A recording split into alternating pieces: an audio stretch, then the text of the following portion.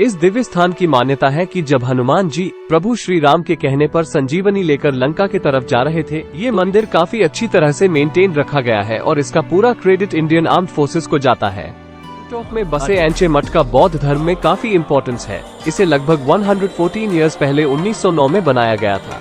पर मैं रेकमेंड करूंगा कि अगर आपका बजट अलाउ करे और आप बार्गेन एक्सपर्ट हो तो यहाँ जरूर जाएं। यहाँ आपको एक से एक ट्रेंडिंग जैकेट्स मिलेंगे। इनकी क्वालिटी टॉप। ये सभी रोज कम से कम 100 से 150 सीढ़ियाँ चढ़ते हैं। तब भी यहाँ से इनका स्कूल कितना दूर है ये इनसे ही सुनिए। तभी मैं अपने दोस्तों के 30 missed calls and WhatsApp message देखकर चौंक जाता हूँ। मुझे कुछ समझ नहीं आ रहा था। वो सब बस ये जानना चाहते थे कि हम ठीक है या नहीं। दिन भर मेरे मोबाइल में नेटवर्क ना होने की वजह से रिसर्च करके जाएं। मेरे जैसे कई यूट्यूबर्स आपको रियलिटी बता देते हैं।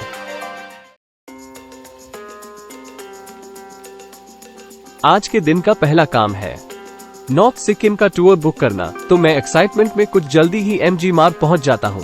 जैसे इंडिया में किसी भी रोड का नाम महात्मा गांधी के नाम पर रखा जाता है, गैंगटॉक में इस रोड का नाम एमजी मार्ग रखा गया है। ये मेरा पर्सनल रिकमेंडेशन है कि आप कोशिश करें कि जितना हो सके एमजी मार्ग के नजदीक ही होटल ले, क्योंकि आपको कहीं भी आने जाने के लिए ये एक सेंटर पॉइंट की तरह काम करता है।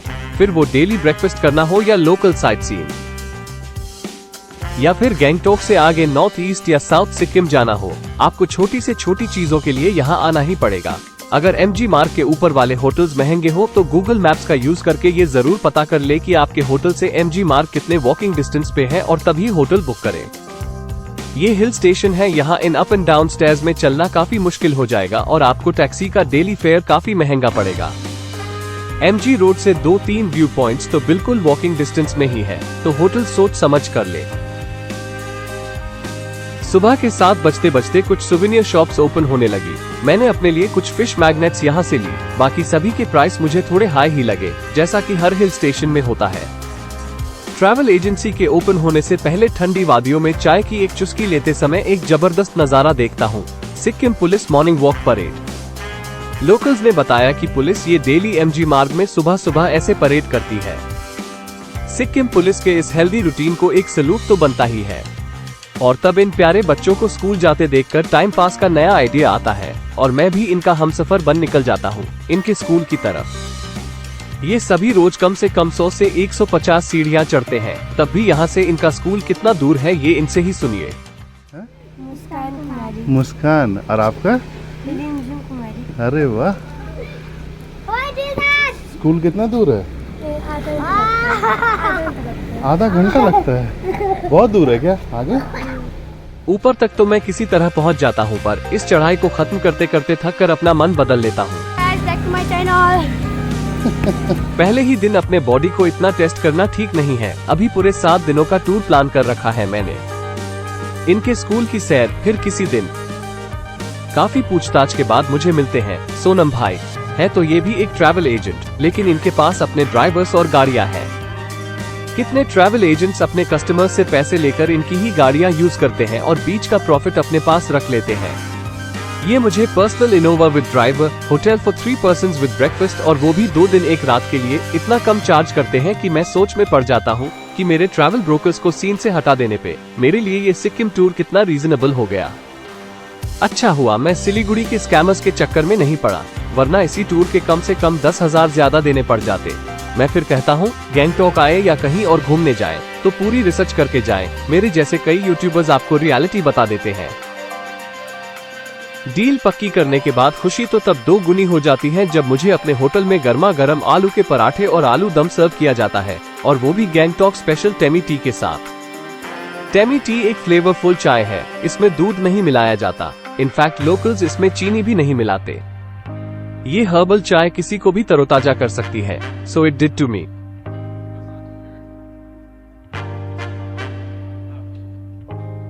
फिर मैं अपने फैमिली के साथ लाल बाजार पहुंच जाता हूं। एमजी मार्ग से लाल बाजार केवल 10 मिनट की पैदल दूरी पर है। ये मान लीजिए कि एमजी मार्ग जहां खत्म होता है वहां गैंगटॉक का इकलौता मूवी थिएटर है और ठीक उसके बगल वाली बिल्डिंग है लाल बाजार। लाल बाजार आने के 2 कारण थे। पहला, हमें यहाँ नॉर्थ सिक्किम जाने के लिए कुछ गर्म सॉक्स, हैंड ग्लव्स, अम्ब्रेला और गर्म जैकेट लेने थे। हम ये सब अपने शहर में भी खरीद सकते थे, पर मैं रेकमेंड करूंगा कि अगर आपका बजट अलाउ करे और आप बार्गेन एक्सपर्ट हो तो यहाँ जरूर जाएं। यहाँ आपको एक से एक ट्रेंडिंग जैकेट्स मिलेंगे। इनकी क्वालिटी टॉप नॉच होती है और ये काफी गर्म होते हैं। ये लोकल लोगों का प्रेफर्ड शॉपिंग स्पॉट है। दूसरा, मैंने सुना था कि लाल बाजार के छत से गैंगटॉक का एक अलग ही नजारा दिखता है और सच में ये जगह काफी एक्स्ट्राऑर्डिनरी लगी। यहाँ एक छोटी सी चाय कॉफी शॉप भी है जहाँ आप स्नैक भी खा सकते हैं। Local kids uses this spot as a fun and hang out spot. यहाँ से निकलते समय हमें मिलता है Neema, quite an interesting character, जिसे हम कुछ लोकल साइट सीइंग कराने के लिए हायर करते हैं। सबसे पहले ये हमें इंचे मोनेस्ट्री ले जाता है। ये जगह एमजी मार्ग से लगभग 10 से 15 मिनट की दूरी पर है। यहाँ 20 रुपए पर पर्सन की एंट्री टिकट और टैक्सी पार्किंग के भी 20 रुपए लगते हैं।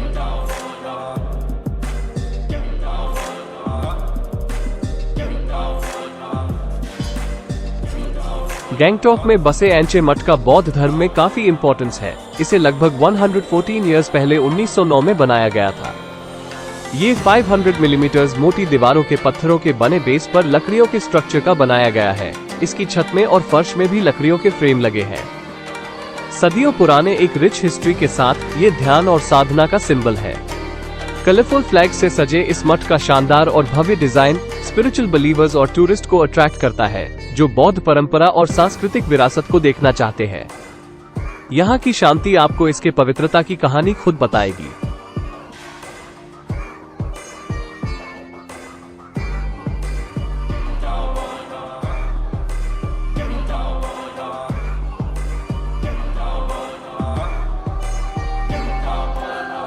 यहाँ से निकलकर हमें नीमा इन हेयरपिन मोड़ से लेते हुए गैंगटॉक के टॉप पे बने श्री हनुमान जी के मंदिर हनुमान टोक ले आता है।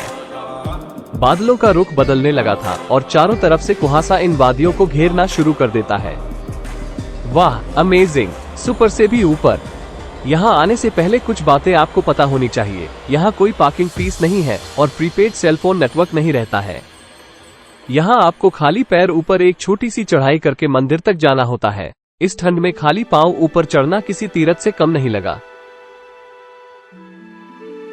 इस दिव्य स्थान की मान्यता है कि जब हनुमान जी प्रभु श्री राम के कहने पर संजीवनी लेकर लंका की तरफ जा रहे थे तो वे कुछ पल आराम करने के लिए इस स्थान पर रुके थे। मंदिर के इस भाग में रामायण को मूर्तियों की इस दर्शनी के जरिए बताया गया है, जिसे देखना काफी अच्छा एक्सपीरियंस था।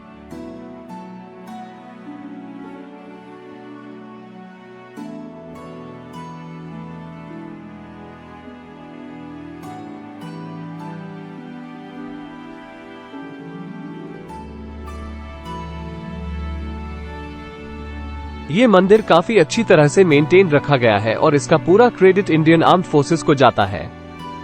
अ divine place with an extraordinary spiritual aura. जरूर आइएगा। इसी रास्ते से वापस लौटते समय पड़ता है गणेश टोक। ये भी लोकल और टूरिस्ट के लिए एक अच्छा विजिटिंग स्पॉट है। हमें यहाँ आकर बहुत अच्छा लगा। घना कोहरा होने की वजह से दूर तक देख पाना मुश्किल था, पर ये नज़ारे भी कहाँ रोज रोज नसीब होते हैं, तो हमने ये पल जी भर कर जिया। यहाँ से बिल्कुल ऑपोजिट साइड में जूलॉजिकल पार्क भी है, पर बारिश की वजह से ये क्लोज था, तो हम अपने नेक्स्ट डेस्टिनेशन प्लांट कंजर्वेटरी पहुंच जाते हैं। टू आवर अटमोस्ट सरप्राइज, हमारे अलावे यहाँ और कोई भी नहीं था। मानो सारी जगह हमारी ही हो। बारिश और कोहरे के बीच ये जगह काफी खूबसूरत लगी। हमने इस पल को भी काफी एंजॉय किया। यहाँ 30 rupees per person entry fee है। हमें आगे वाटरफॉल देखने भी जाना था, पर बारिश की वजह से हमने उस स्पॉट को छोड़ दिया और सोचा कि कल तो हम नॉर्थ सिक्किम जा ही रहे हैं, रास्ते में और भी खूबसूरत वाटरफॉल्स मिल जाएंगे, इसलिए हम अपने बेस एमजी मार्ग लौट आए। शाम को हमने टेस्ट ऑफ तिब्बत में कुछ लाजवाब तिब्बती खाना खाया और रात के इस खुशनुमा मौसम को एंजॉय करते हुए होटल पहुंच गए। तभी मैं अपने दोस्तों के 30 missed calls and WhatsApp message देखकर चौंक जाता हूँ। मुझे कुछ समझ नहीं आ रहा था। वो सब बस ये जानना चाहते थे कि हम ठीक है या नहीं। दिन भर मेरे मोबाइल में नेटवर्क ना होने की वजह से वो सभी मुझसे दिन भर कांटेक्ट नहीं कर पाए थे। पता चला कि नाथुला पास सिक्किम में एवलांच बर्फ का तूफान आया है। ये सिक्किम के हिस्ट्री में शायद पहली बार हुआ होगा कि बर्फ का ये तूफान इतना जानलेवा हो गया। ये वीडियो मैं यही खत्म कर सकता था, पर मन काफी अशांत हो गया था उस दिन। हालांकि हमारे ट्रिप प्लान में नाथुला पास, चांगू लेक और बाबा मंदिर इस बार नहीं था, पर ये न्यूज़ पाकर हम काफी डिस्टर्ब हो गए।